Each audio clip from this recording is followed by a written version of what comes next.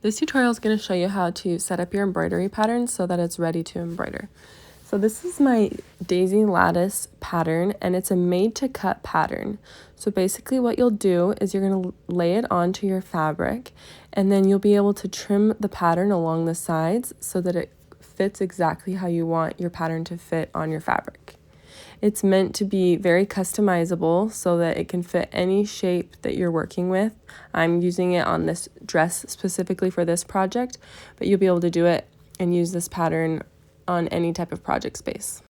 So you'll print your pattern onto this water-soluble paper, and it's a big sticker. So basically you're going to stick it on just like you would a sticker onto your fabric, and you're going to be embroidering through this paper. So you can just pull off the release sheet on the back of the paper, and then it will adhere to your fabric. Then you'll just line up your pattern however you want it to lay on your fabric. So like I want the grid lines for mine to be in squares, so I'm making sure that it's straight. I could have turned it on an angle and done like diamond grid, but this is how I wanted to do it for my project. You can change it however you want. So I've got my sticker paper completely covering the area of my project space, and then I'm going to be trimming off the edges. So I've got a little bit of excess paper here on the side that I'm just going to cut off and keep it attached so that I could maybe reuse this part of the paper on a different project. But I am still left with some overhang on the edge of my actual project space, and we'll get a clean cut of that soon. I'm just kind of cutting off this excess paper so that I don't have it in my way. But now what I'm going to do is I'm going to go and trace around the sides of this water-soluble paper to get the exact shape that I want. So I'm just adjusting the sticker a little bit to make sure that I have it placed exactly how I want it. And I've got some overhang on the sides, which I'll trim off here in a second. And then once it's all lined up and good, we're gonna remove the extra paper. So let me show you how to do that. So I've got a pencil here, and I'm just going to kind of peek underneath so I can see where the edge of my project space is that I want to work with. And I'm just drawing little lines right along that edge so that I know exactly where I want to cut. You can see here I started cutting and then realized, nope, I need to do this with the pencil first so I can cut more exactly. So now that I've got that line there, I can grab my scissors and I'm going to cut off this excess paper that's hanging over the edge so that I've got my design I'm working with just right inside my project area, and I want to work inside the ruffles of the dress. So that's like the space that I deemed as my project space. And the cool thing about this pattern is you can use it on any size project. So like you could do a really large project and just line up the papers next to each other. You could do it on a small little project, and then you just do what I'm doing and cut away the extra water-soluble paper so that it just fits the project space you're working with. And I'm just going to come over here to the other side and I'll do the exact same thing. So with my pencil, I'm going to just draw a line right along the edge of my project space, and I can kind of peek underneath the paper. You can also kind of feel it with your finger. At least in my particular case, I can feel it pretty easily to know right where that line is. But yeah, this is just helpful so that you can cut pretty exactly. And then once you've got that line drawn, I'm going to do it again. I'm just going to cut along that line with my scissors. And I'll do the same thing up along the collar of this dress as well, so that the paper is fitting exactly in my project space. And I feel like this would be really cute to do like on the back of a denim jacket would be so cute, like up at the top, or you can do it on a collar of a shirt, could be so cute, or like a jean pocket.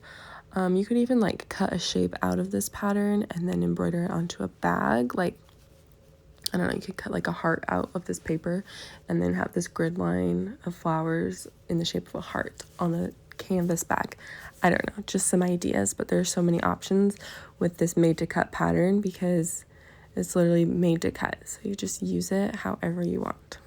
So here I'm just tracing along the collar of the dress, and then I'm going to cut this out with scissors as well. And I'm cutting so carefully because I really don't want to accidentally snip the fabric. Otherwise, honestly, that's really hard to come back from.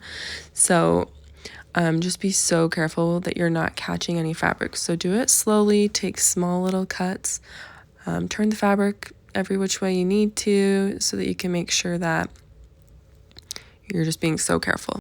So after you've got all of this extra paper cut away, you're left with your very customized, specific pattern. So I've got this pattern that I've created that fits this dress exactly. And you can use this method on any other type of clothing as well. You just cut away the excess and you're left behind with your pattern. So I'm just going through cleaning up some of these edges, and then I'm ready to start my embroidery process. And because this fabric that I'm working with is so thick, I decided not to back it with any type of stabilizer. But if you're working with like a thin material or it's pretty stretchy, then I would recommend using an iron-on stabilizer. And I've got all of that information linked in my pattern. So if you have any questions about that, just see the pattern. But now at this point, I'm ready to start embroidering. So I'm going to start with my yellow thread because I want to start with the centers of all of my flowers. By starting with the centers, I'll be able to anchor down this paper all over the fabric. So right now I'm taking out 3 strands of thread. I want to use 6 strands, but I don't want to thread my needle with all 6 strands. I'm actually going to take apart 3 of the strands. So you do this just by pulling the thread apart, literally, and thread your needle with 3 of the strands.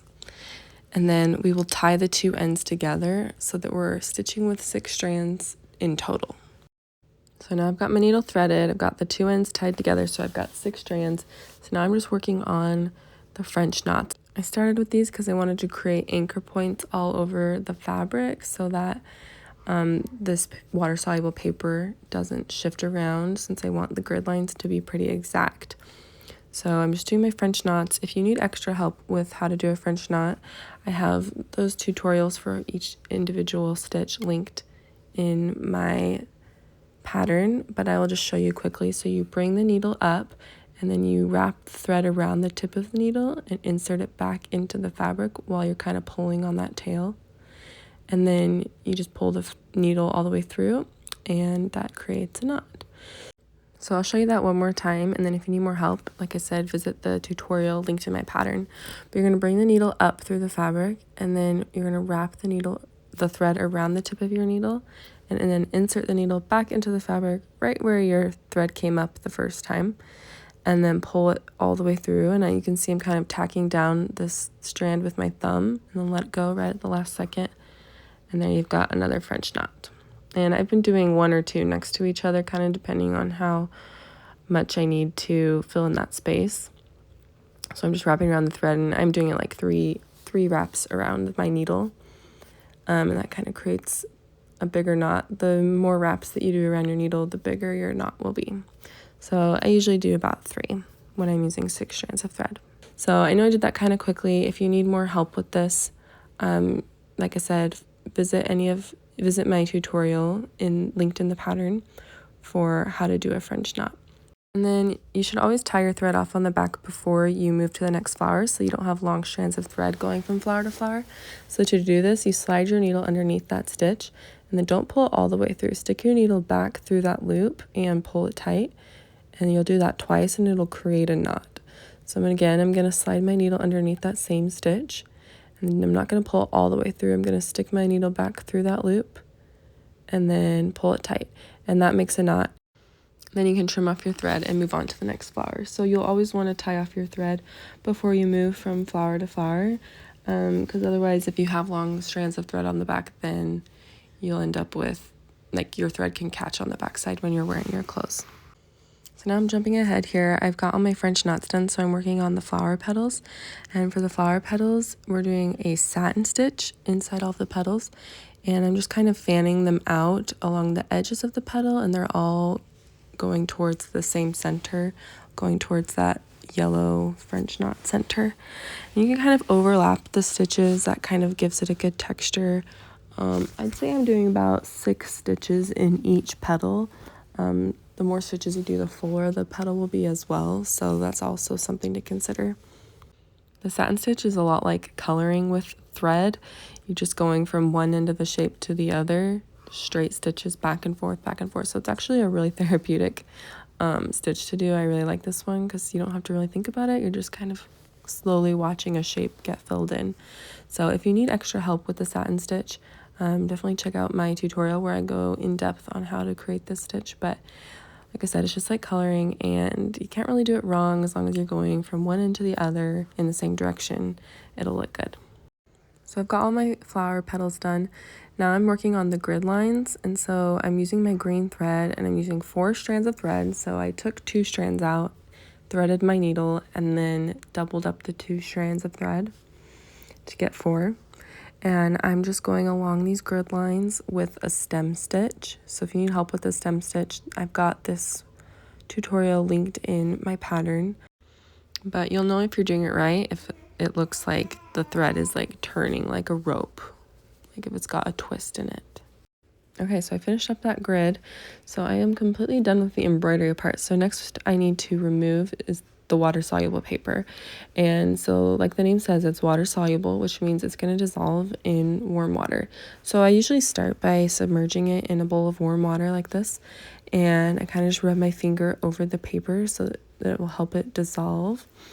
And then this doesn't usually take care of all the paper. There's still going to be some sticky residue on there, especially underneath the flower petals, because it's a little thicker to get underneath the thread.